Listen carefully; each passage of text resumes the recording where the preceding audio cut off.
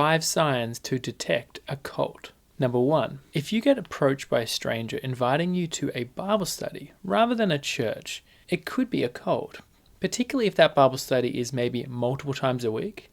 Cults like Shincheonji, which is a Korean cult, do this, inviting people to a class to learn how to understand the Bible.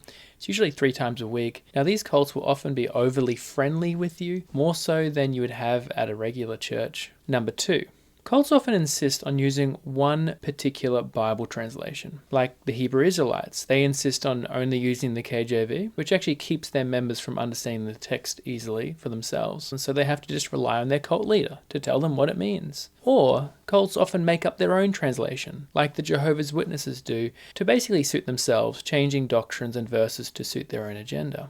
Number 3, cults say that you must rely on their church to know the truth or understand the Bible.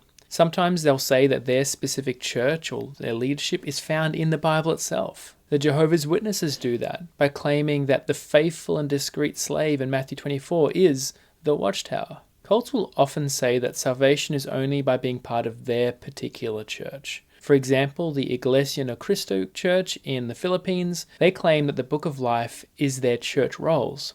And so if you're not part of that church, you're not going to heaven. It's definitely a sign of a cult whenever a church claims that there's salvation only in their church.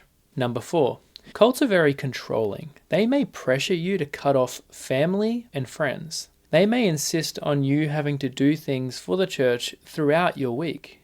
They even insist that you can only date within the church and only their particular baptism counts.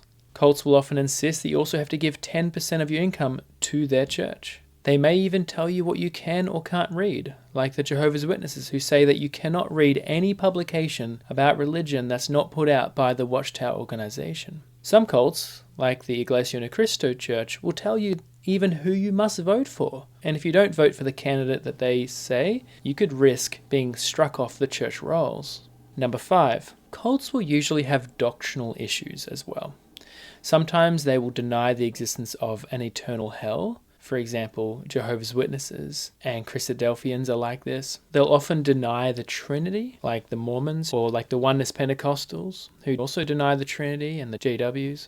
And they'll usually always deny faith alone salvation, and instead teach things like baptism or other works are required to be saved or to stay saved.